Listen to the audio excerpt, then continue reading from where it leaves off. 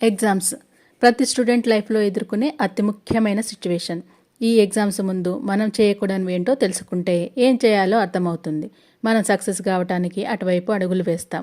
Exams అనగానే day and night చదువుతూనే ఉంటాం, నైట్ మొత్తం మేల్కొంటుంటాం.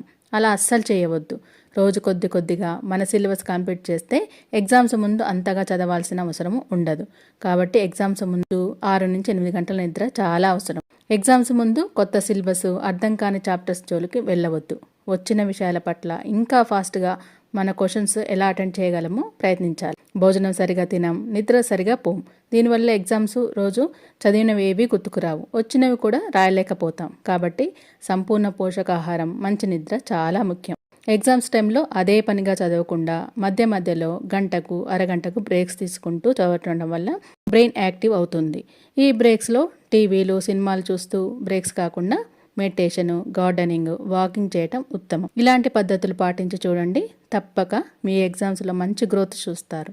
All the best students.